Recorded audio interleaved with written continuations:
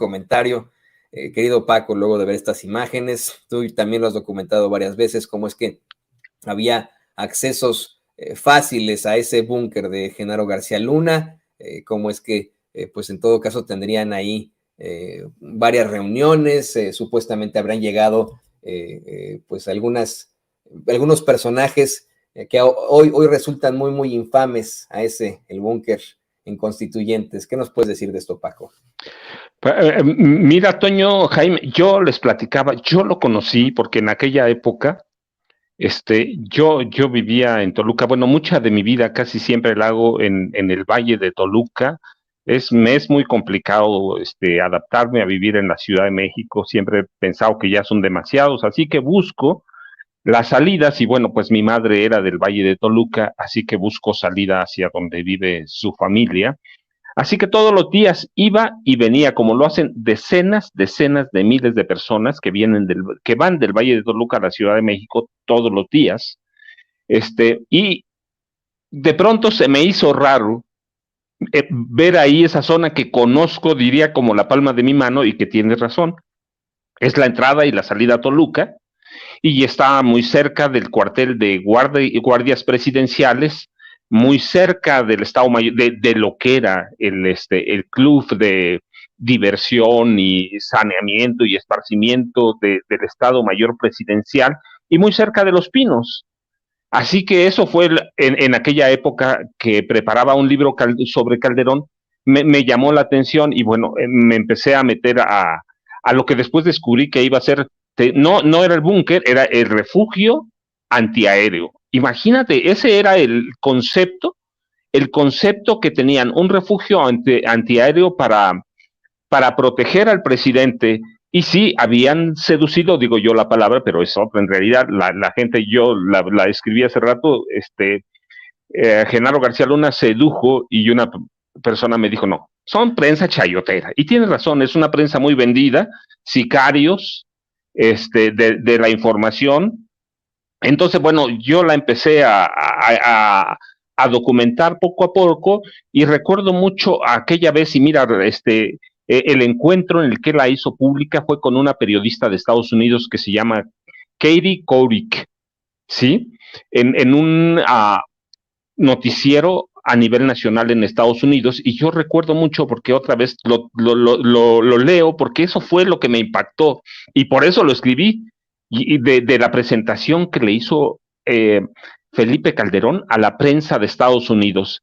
Entonces yo les leía y decía, ya en confianza, el sudor dejó de caer de su frente. La cara de alegría de Calderón dejaba ver su pasión profunda por los asuntos bélicos, y sobre todo por sentirse parte de ellos. Y como para no dejar alguna duda, se apresuró a mencionar su admiración por 24, una multigalardonada serie dramática estelarizada por el actor Kiefer Sutherland en el papel del agente antiterrorista Jack Bauer, y declarar, y cito, qué es lo que me llamó la atención: yo quería todos los juguetes, todo eso, todos los instrumentos para ser superiores. Esa era la mentalidad de Calderón, es la mentalidad fascista, la mentalidad de la ultraderecha. Con eso se iba a sentir superior a todos. Entonces, me parecía que era o humor negro, pero después descubrí que era la realidad.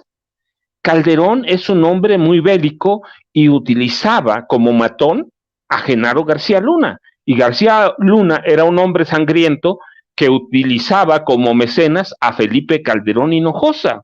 Y entre los dos sedujeron a esa prensa. Claro, eso de seducir, ya aclaré, es un decir. La bañaron con miles y miles de millones de pesos. Y se acercaron a esos periodistas que gustosos los cubrieron, y nadie nunca se atrevió a investigarlos. Era claro que esa mentalidad era de dos personas que se sentían superiores a todo México, que se sentían los iluminados, que se sentían aquellos personajes que debían gobernar este país por varias décadas. Pero mira, eso no me impresionaba, porque Carlos Salinas, bueno, el papá de Carlos Salinas de Gortari, Raúl Salinas Lozano, pensaba lo mismo. En el 58, Raúl Salinas Lozano descubrió que su familia era la iluminada y que el apellido Salinas estaba predestinado a gobernar este país por varias décadas.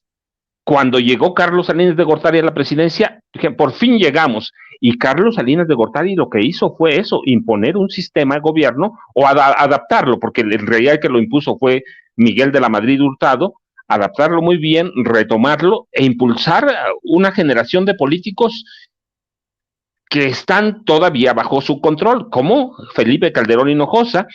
Peña Nieto también es parte de esa generación, aunque Peña Nieto después se peleó con él por otras razones, pero esa era la mentalidad grandiosa, una mentalidad de criminales que tienen miedo de algo. ¿A qué tenía miedo? ¿A una guerra con Venezuela, con Guatemala? ¿A una guerra con Belice? ¿O en definitiva tenía miedo a que lo atacaran sus socios de los cárteles del narcotráfico o socios de los capos de las organizaciones del crimen organizado? Pero yo no veo otra mentalidad más fascista que esa. Ese es el símbolo claro del fascismo mexicano, Toño y Jaime. Y qué infantil, ¿no? Qué infantil de Felipe Calderón de querer tener todos estos juguetes, de tener esta actitud, de construir un búnker que no servía pero para absolutamente algo. De verdad, no había ni siquiera malas relaciones con Estados Unidos. Y algo que me menciona Vicente Serrano en estos momentos es, pinche Calderón, no construyó la refinería, pero se armó de un búnker, ¿no? Imagínense. Dejó Hospitales Cascarón, pero tenía su túnel. Tiene toda la razón, ¿no? Imagínense. Yo quiero insistir con esto porque ya sé que ya platicamos cómo es que es desafortunado ver esta gran tecnología, estos juguetes, como le llamaba Felipe Calderón, cuando pues tenemos un pueblo que sufre. ¿Y qué digo de la refinería, no? La refinería nomás construyó una barda y en efecto hubo gastos millonarios para esa supuesta refinería, además la corrupción. Y ahora sí, le pido al